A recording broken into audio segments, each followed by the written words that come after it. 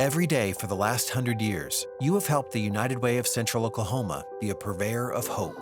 To get better and to have a vision for the future, we as a community really value the nonprofit sector back then and to this day. That's a century of compassion to partners like the Salvation Army, helping the Oklahomans who need it most. When the United Way Community Chest back in 1923 opened its doors here, the Salvation Army wanted to be a part of that because we can accomplish more working together. It's an exciting thing when you can see somebody's life go from living on the streets with no real future planned for tomorrow to somebody that feels good about what they're doing and they're looking forward to what their tomorrows are going to be. My name is Minister James Diggs. I went to the Marines, and I got out in 1984 when honor was discharged, and my life been kind of hectic ever since, because when I got out, I got straight on crack cocaine.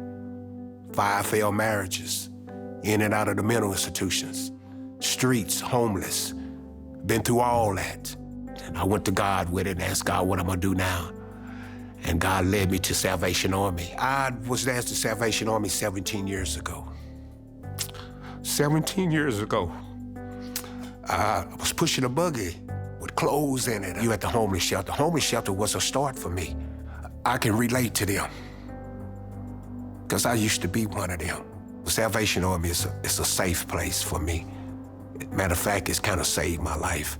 That's a century of commitment to programs dedicated to ending the cycle of poverty at the start, like Sunbeam Family Services. One of the questions we're asked all the time is, are you a United Way partner, and for how long? And we can say 100 years, founding partner, and it strengthens all of our federal grant requests, and that's amazing.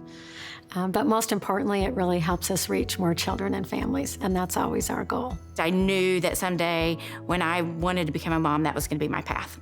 There's a sense of excitement, but there's also a sense of overwhelming, nervousness. And for me, it was because I'd never parented before. It was because I was single, so I was doing this on my own. And when they come through foster care, they're already coming from a hard place. I didn't want to make that situation harder because I was not equipped. The beauty of working with Sunbeam is they help equip you. So I met Noah first in the Sunbeam library. He is the cutest thing, and I'm holding him in this picture, and he looks terrified and I look terrified. So Noah and I were 2 peas in a pod for about 6 months. And then in that 6-month process is where I kind of learned more about his family and learned that he had a sister who had been also removed into care with him, and her name was Isabella. So there is a process of when you first start to foster of really trying to identify the needs of the child. And for Noah, early on, there were several areas that he was delayed. Because of working with Sunbeam, I had understood the importance of the sibling connection. And so it was a no-brainer for me to go, yeah, let's bring her and him together, and let's do that. The moment she walked in the door, he just lit up. He knew exactly who she was. The connection and the attachment was there, and I'd never seen that in him before. Sunbeam really helped provide those wraparound services. They knew who to contact. They knew how to organize it. They really helped to do that in a way that I could still maintain my life, maintain my career, but also get Noah the support he needed. Well, it wasn't any different 6 months later when I got Bella. And if we hadn't had those wraparound services, they would not be where they are. So when you look back over the last 100 years with Sunbeam and United Way, a lot of those families, in fact, I would venture to say all of those families, wouldn't have gotten any kind of support from anywhere else. And if you think about what that might mean for our culture today, it's pretty incredible. I think it was well invested. That's a century of community, raising up the needs of the people around us to promote healthy living, like the Boy Scouts of America or the YWCA. I really reflect back on those days in Boy Scouts as helping shape me as the leader I am today. It is somewhere where you learn critical life lessons that help you in high school, college, and your professional career.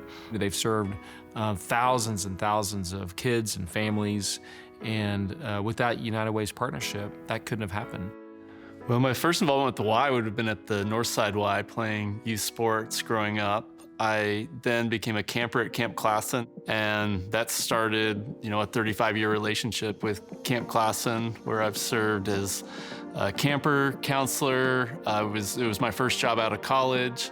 I also now have sent my 3 children to Camp Classen, so I've been a camp parent, and I've served on Camp's board, and I'm where I currently serve as the chairman. Camp Classen's best characteristic, and I think the YMCA's best characteristic, is that it's available for the entire community. The last 2 words of the Y's mission is for all. And in order to be able to provide the Y programs to the entire community and make them available for all, we need the community's support. And that's where United Way and the help that they provide allows us to have these programs and serve our mission for the entire Oklahoma City community. And that's a century of accountability, funding partner agencies that strive every day to improve the lives of those around us, like the YWCA. I grew up in an alcoholic home, and there was a lot of violence in my home. And I didn't know any different. I only had grown up in that environment. So when I got out on my own, I met this really charming and good-looking guy. And it didn't take him long to hone in on me at all. The first year was awesome. It was the most amazing time I'd ever had. He was great to me. He was great to the kids. We all had fun together. It was a marvelous time. The next year was nothing but horror. One night, I went out for a while, and when I came back, you could just feel it. And he said, sit down on the sofa. And I was to sit on the edge of the sofa and keep my back as straight as I possibly can and not move at all. Well, I could tell that I needed to do what he said. There was no question that it was important. I spent, I think, almost 18 hours in that situation. Then, miraculously, and for some reason I will never know other than God, he said, now get up and get your shower, you're going to work. So I went out and got in my car, and he said, I'm gonna follow you. You need to go straight to work. You just don't know when you're in that volatile situation what is gonna happen. You don't know.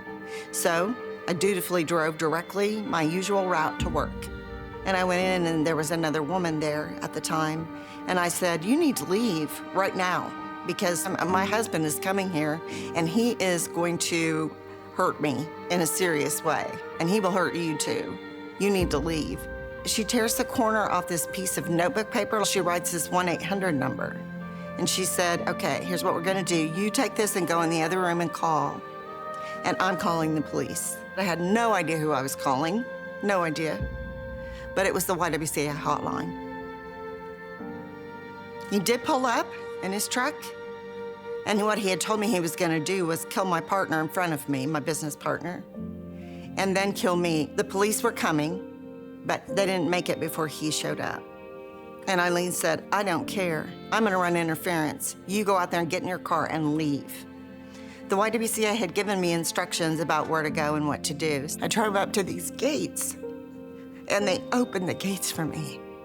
And when I got through, they closed them back, which meant I was safe for the first time in a very long time.